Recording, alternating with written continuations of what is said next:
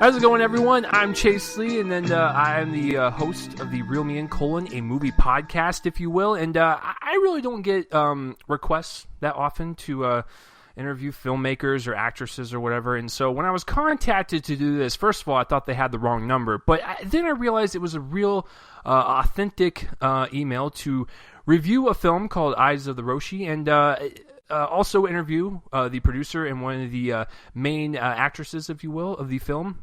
And that's what we have here today. We have producer Ethan Marten and main actress of the film, Amanda Victoria Dunn. How are you guys doing today? I, Amanda, am doing fantastic. Thank you for asking, Chase. No problem. And I, Ethan, am doing very well, Chase. Thank you. And, you know, Amanda, I don't think people are going to have a problem differentiating you and I. I would hope not. I hope not. But, yeah, so... but you never know. Yeah, so thanks for being on, guys. And so what we'll do is just get to know you guys a little bit, let people get a little warm welcome to you guys. So, Ethan, as the producer of the film, would you like to explain what the film is about and just kind of give us a brief synopsis? I don't. Absolutely not. I refuse. How's that? Is that a good start? That is a terrible start. This is a terrible interview. Yes, in short... this is a cult film. I mean, we had our world premiere the other day, January 13th, Friday the 13th, Midnight Madness. And the best way to describe this film is if Sergio Leone, the Coen brothers, and Quentin Tarantino had a theatrical orgy, Eyes of the Roshi would be a cinematic love child. Oh, that's very interesting. So all you guys out there that always complain about me talking about orgies and stuff, well, guess what? Now it was actually used in a legit sentence, and it actually makes sense. Because I did, when I watched... You were an influence on us, Chase. I just wanted you to know that. That is definitely not the case. But as I was watching it, I actually picked up on hints of that and stuff. So I totally agree with that statement and whatnot. So I guess since we got the synopsis out of the way and you guys can have a generalization of what we're talking about, Ethan, as the producer, how did you come across a movie like this? Did you receive the script and automatically get hooked on it and want to get started on it, or did it take you a while to get appropriated to it? So how did you come across this? Well, it's kind of funny.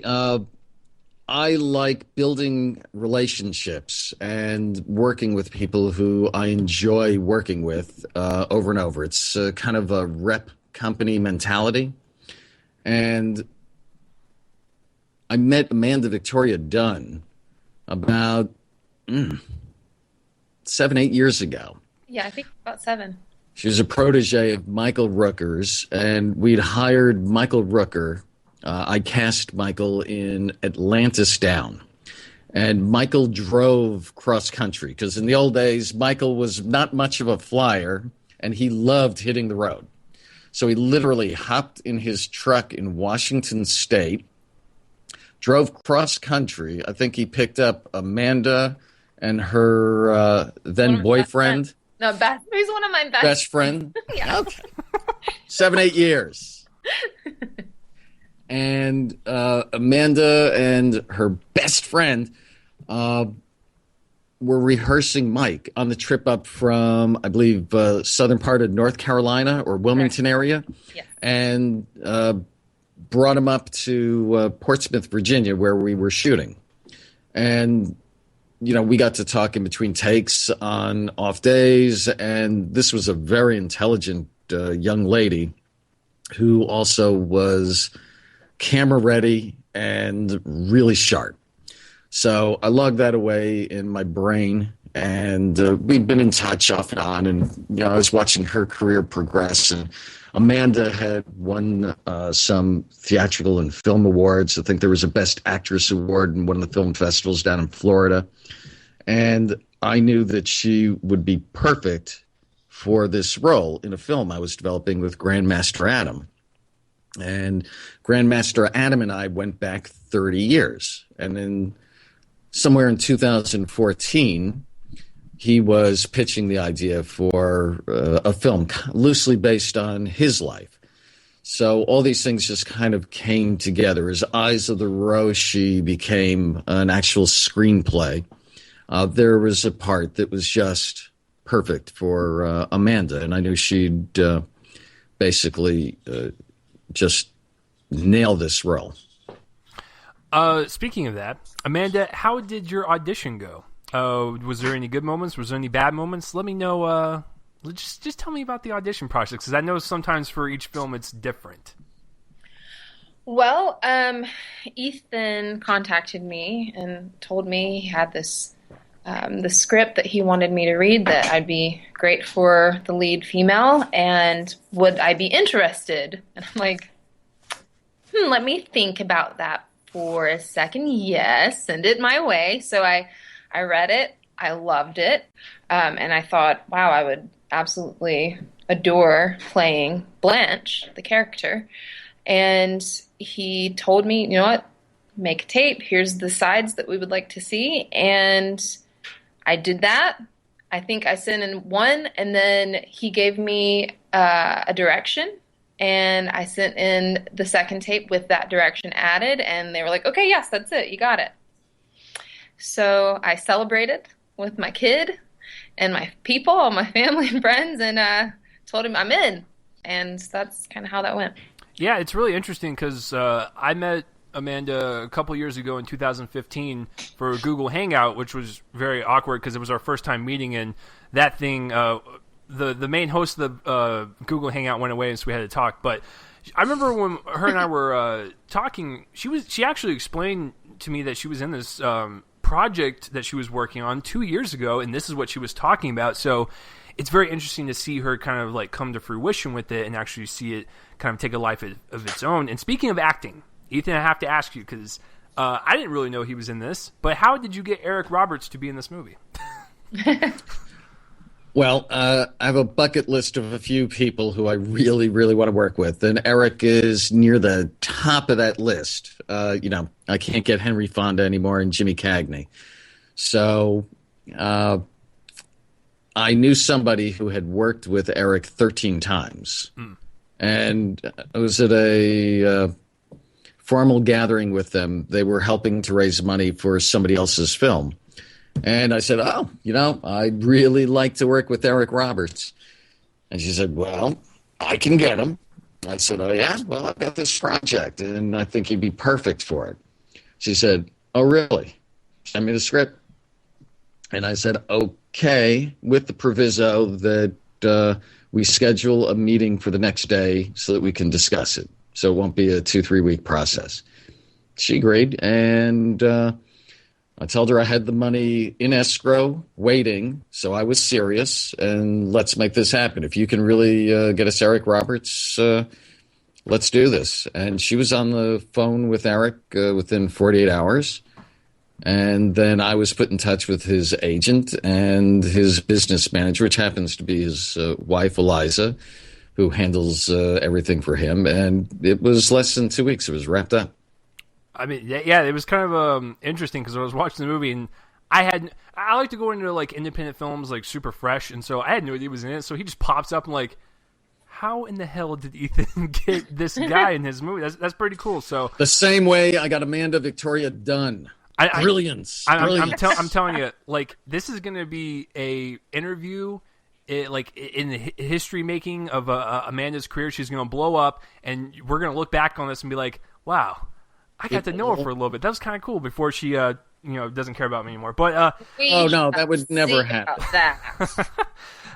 She would never do that to you. She would blow you off long before she. Yeah, long before. See, Ethan's got the right idea. So, so it sounds like you two have a pretty great chemistry. So, what was the most fun day that you two had on set? I would like to know this. Amanda, I do so much of the talking. I want to hear this from your perspective. Well, as far as on set with Ethan and I in a scene together, the most fun was the scene with pretty much the initial moment our characters meet. That whole exchange in the living room, sort of face to face, like a little showdown, was probably out of all of the scenes that I shot, the most fulfilling as an actress, just because I was working with someone who's so generous and gives so much, even when he's off screen and he's, behind the camera reading his lines back to me, he's still in character, still being as creepy as possible and as menacing as yes, possible. That was in as character, weird as possible.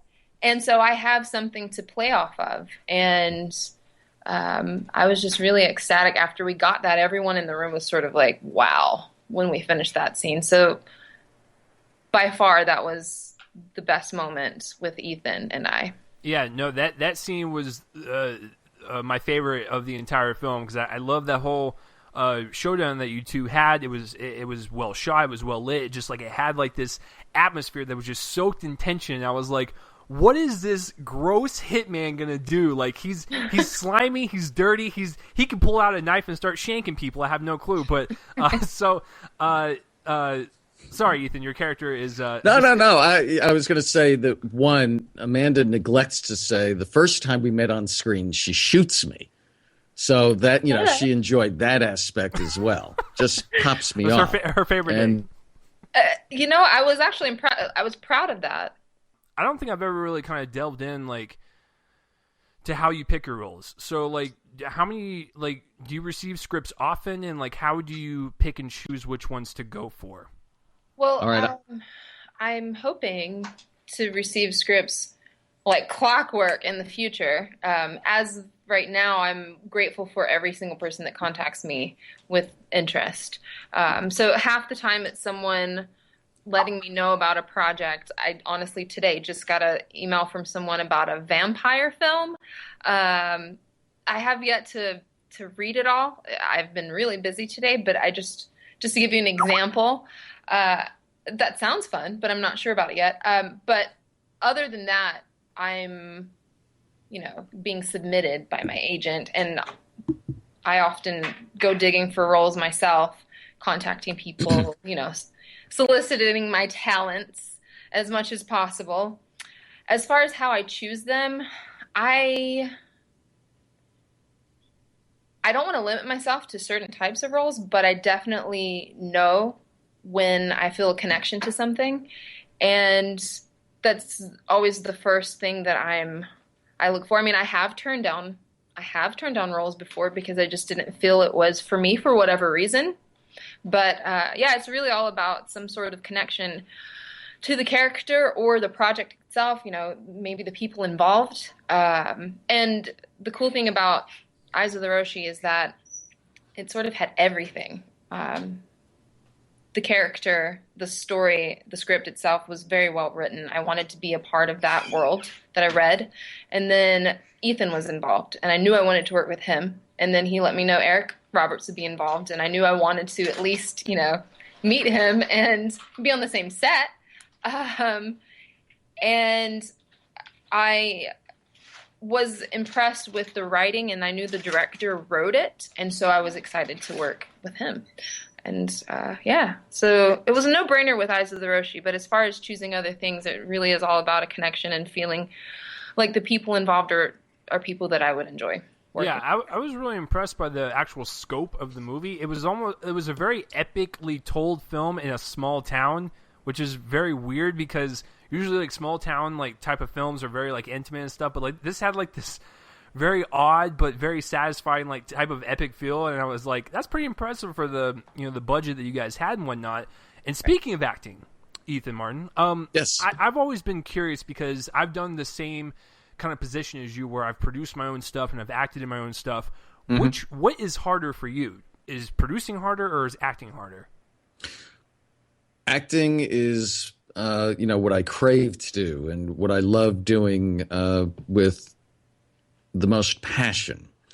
So that's not hard at all. The producing is, something that I kind of fell into that I'm actually pretty good at, but it's not my greatest passion. So I would have to say by default that. I mean, I still enjoy the entire process, and I don't take on a project that I'm not going to throw my full passion into. But I don't look to produce projects. I prefer acting. This one just, when you start gathering the people who you want to work with together on a project, that's exciting. When you start bringing the entire crew together and you start seeing the camera and the concepts, and then you're, involved in the script and helping to guide that to a successful conclusion.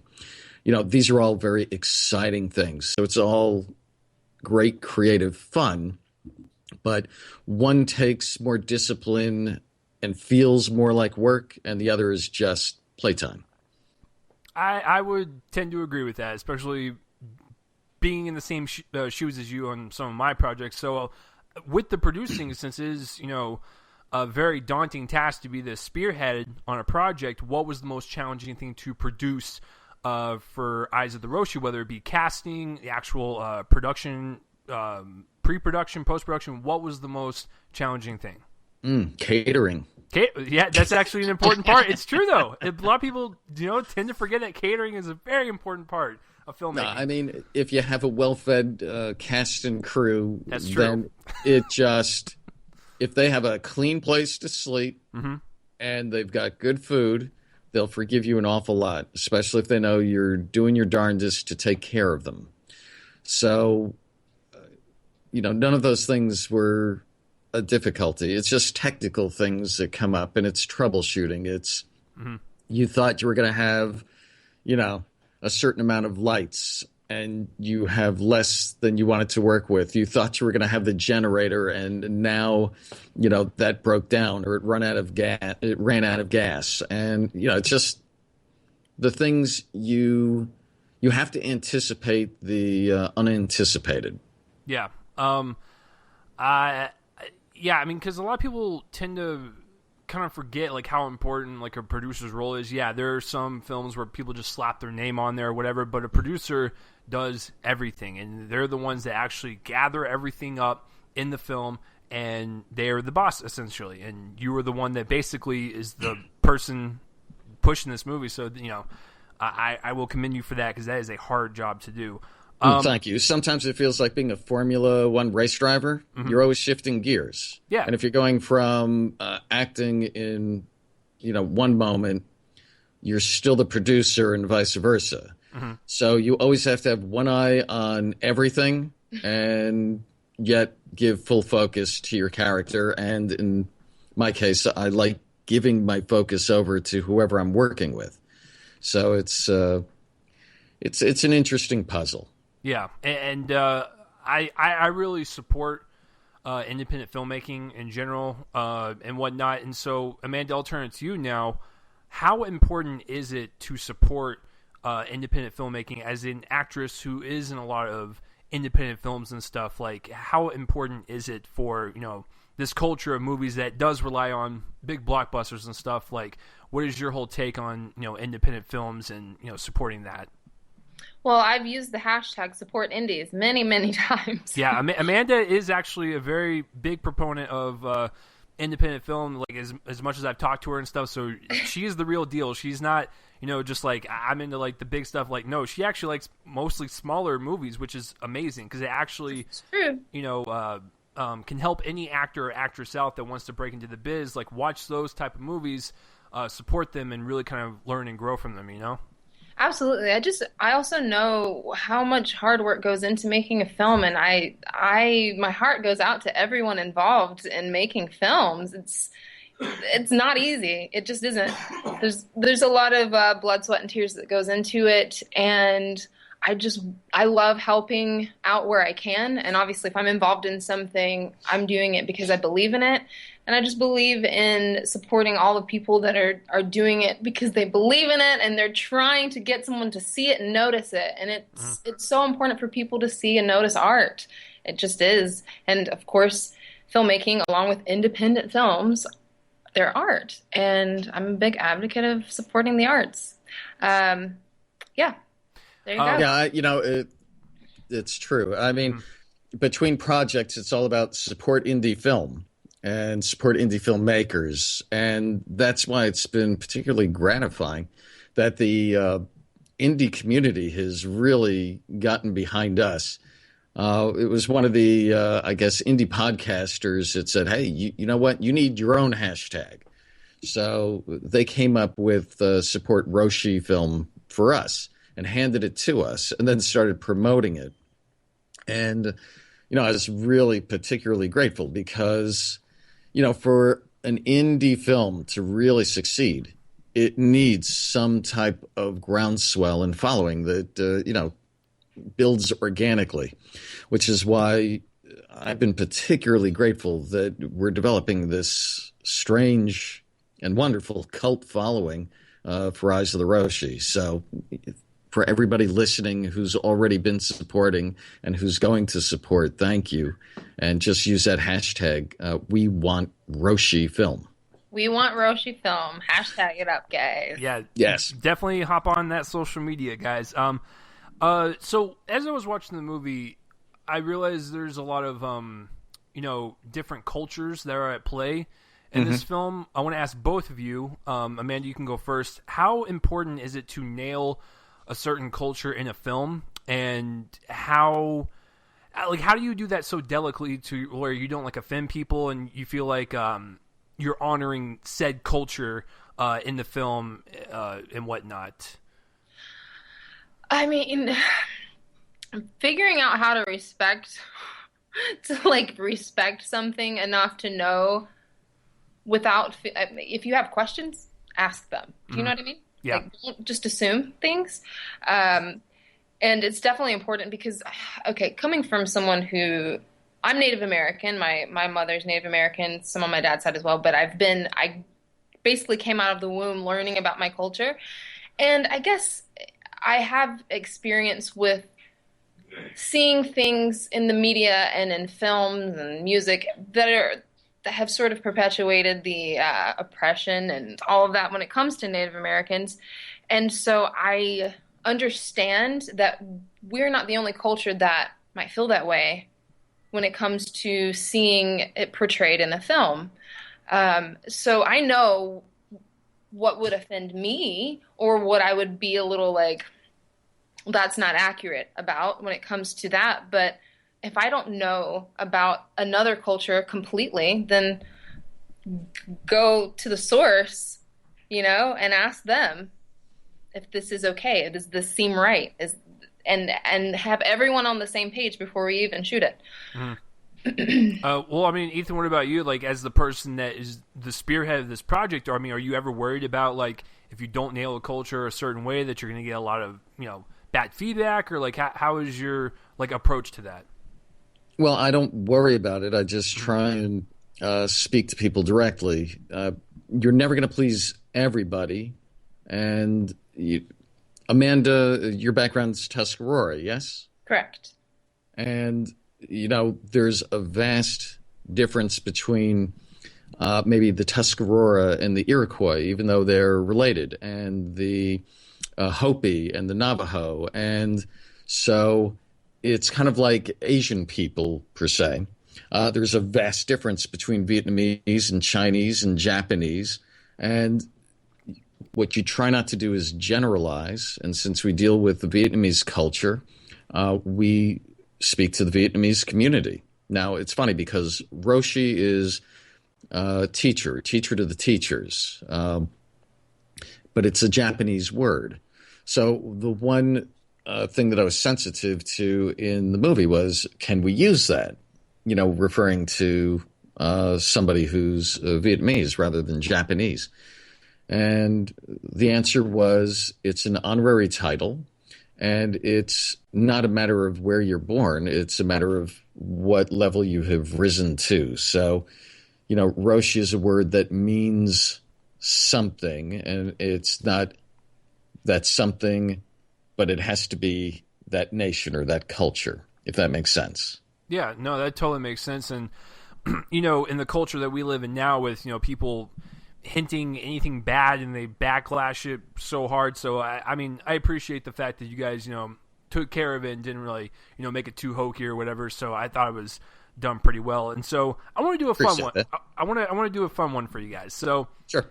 now, for all you guys that haven't seen the film, essentially, Ethan plays a really disgusting hitman who basically has the eyes of a serial killer. And Amanda plays a person that's basically just thrown into this situation and has no idea what to do. So I want you guys to reverse your roles. Amanda, I want you to be a hit woman, and Ethan, I want you to be someone that encounters this hit woman, and I want you guys to do that scene right now. So you're directing the scene, okay? Yes. So, Amanda, I want you to bust into Ethan's house, and you were there to kill him. You were on a mission. You were there to kill him, and you guys have a long, intense conversation in the living room, very atmospheric. So, Amanda, now this is all audio as opposed to correct the visual medium that we used. Correct. So this is all long, cold stares are just radio silence for your listeners. Yes, exactly. So I want you to have that pierce through the audio. But Amanda, how would you approach a hit woman role? And Ethan, how would you approach someone that is encountering a hit woman? Well, we all have that dark side to us, right? Sure. So I would like to. I would like to hear it, Amanda. I would like to hear you go dark. Okay. Give me your best hit woman that you got. Throwing you on the spot because this is what actresses and actors do, ladies and gentlemen. I'm currently trying to remember the lines. Thank you, Jay. You could ask me if I know any songs. That's where I was going. That's where I was going next. So, okay.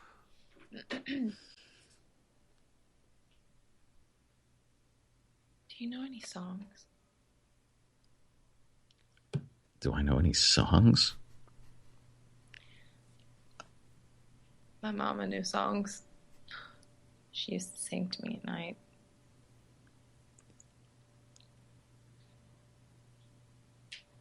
You killed me.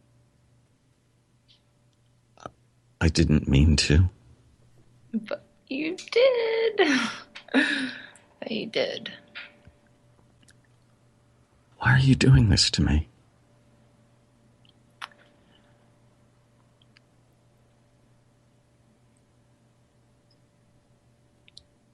I don't remember why I'm doing this to you. Improv. Improv, Amanda. Come on. Make it up. You two are professionals.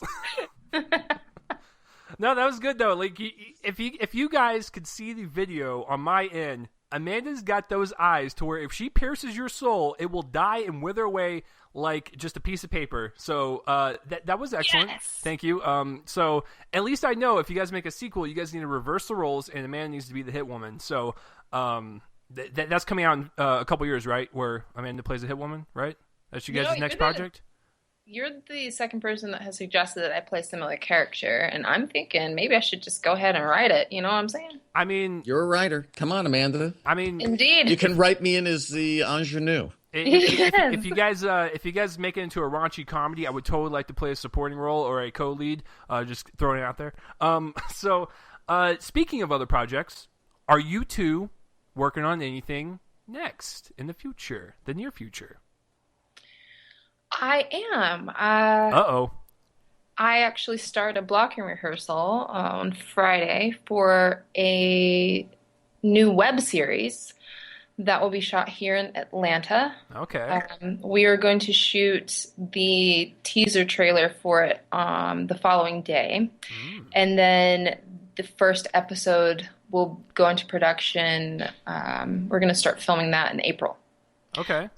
I think there's 8 episodes written so far, but his goal is 10. So, yeah, and you know what is pretty cool about this, and I didn't know until I was at the table read for this project, which was last week. I sit down at the table, and the director looks at me and says, so I was looking at your IMDb page, and I noticed a project on there called Eyes of the Roshi. I said, oh, yeah. I'm currently promoting the heck out of that thing, and there's a screening for it coming up. He's like, yeah, the director, he was my professor. Small world. Okay. Completely shocked me. I'm like, wait, really? Wow. So I will be directed. And I was his father. Perfect. Thank you. I tell you, he's got jokes. So yeah, I'm excited about it. I'll be playing a detective, which will be cool, who's sort of like searching for her father, and he left when she was little. She's not sure where he went and why. And that, Okay. but it is a thriller, so there's some You'll be a interesting. detective? Yes, Very interesting. I'm excited. Yeah. Okay, that sounds pretty cool, actually. So, Ethan, what about you, sir? Oh my goodness, lots of stuff. At the end of this month, I'm shooting a little noir thriller, and I'll be playing a private eye for the screenwriter Nick Moon.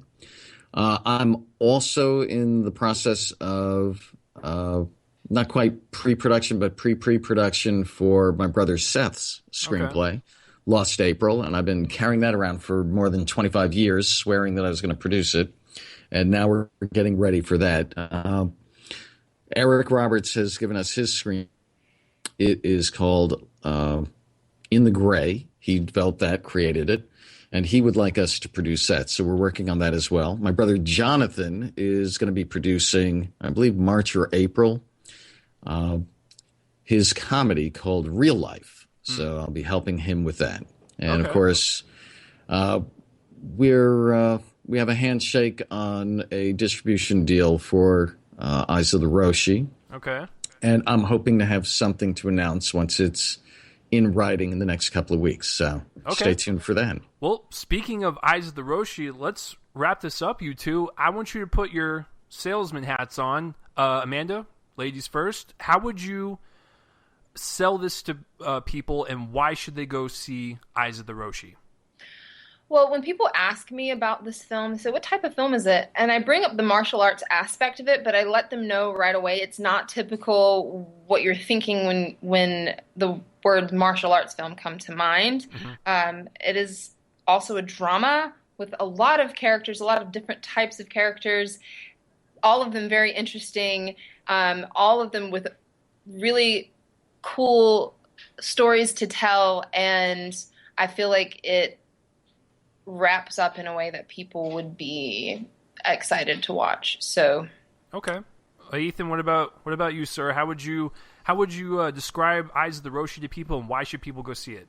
Well, first of all, I think it breaks a lot of the molds, in independent film and film in general. So I think we give people something a little special. I think they're used to the typical formula, and I would guess when you were watching it, you'd say, I wasn't exactly expecting that. So I think we threw plenty of curveballs in there and kept you guessing throughout. There was a lot of sleight of hand.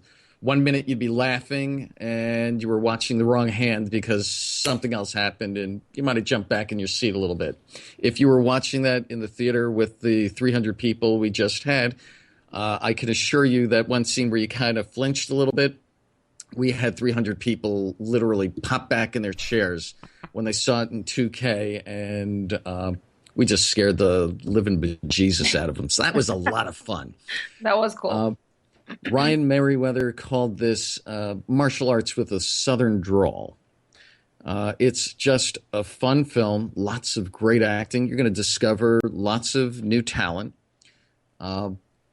Somebody else referred to it as an indie gem, and referring to Eric Roberts' role, he said he'd recaptured some of his early magic. And he was referring to films like Pope of Greenwich Village and Runaway Train.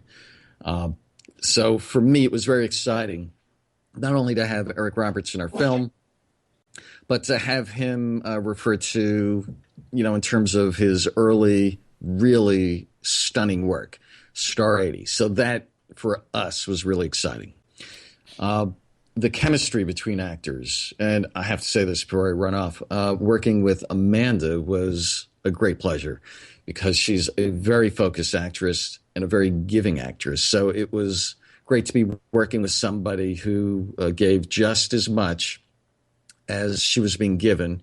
And you really had to be on your A game when you were working with Amanda. So, Amanda, that was a great pleasure. And I don't think I've had the opportunity to say that to you, certainly not publicly. So wow. I wanted you to get that recognition. The film it's great. Sir. Well, thank you. Thank you. I get to work with all three of my older brothers, and you get to figure out who's who. I love their performances. So all I can say is go try and find the Marten brothers in this film. Grandmaster, yeah, go ahead. Oh, I was just going to say, I totally agree, and I think this is the perfect chance to tell people when the next screenings are and plug the social media of the movie and yourselves and whatnot, and just where people can follow the movie and its updates. Great. First of all, go to eyesoftheroshi.com, and that's Roshi, Roshi. We are all over Twitter, and if you want to be sure to get a hold of me, it's Ethan Marten. I spelled it a little strangely, Marten. And Amanda Actress, I believe, on Twitter. Correct. I get that. Look at me. We're very social. We love hearing from you guys, especially if you're out there supporting indie film, and especially if you're supporting our indie film. It's really us. We'll really talk to you, and we're really nice people. So our Facebook page, we're constantly updating and constantly talking to our fans. And what you can do, as you can do for any indie film, when you get behind us, you demand to see us, and you let those distributors know that if they want a winner, they get behind the film because it's got a ready fan base. So that hashtag, We Want Roshi Film, is all important. Yeah, and listen, guys, I will have all the links in the description below for their website, Facebook, Twitter, all that jazz, and you guys need to go like and support this film. And just follow it, and whenever they strike a deal, distribution-wise and whatnot, hopefully you guys will have a chance to see it, or just any way to see it or whatnot. But I'm Chase Lee. Well, Chase, we will let you know, and I know that so many people are following you, so if they stay tuned to you, then they'll know when we're picked up, and they'll know how to get us. Yeah, absolutely. And when you let me know, I will actually put it in the description. That way, if people find this interview and whatnot, they got it right there for you. So, I want to thank you guys for coming on and having this kind of special extra episode of my podcast, so to speak, an interview of a producer of a film and the actress, Amanda. So, thanks for coming on, guys. Thank you for having us and for your awesome questions. I had fun. Great pleasure. I spent all day working on them because I'm a big boy and a professional. So if you guys want to follow me on Twitter, it's @RealChaseLee, and subscribe to all my stuff, because who knows? If Ethan likes me and likes this, he might contact me for another interview or review their film or whatever. So just keep up to date on all that stuff, and I might do more of this because I actually kind of dig it. So I will see you guys next time for the next interview, podcast, or whatever I do. So peace out, everyone. Bye-bye.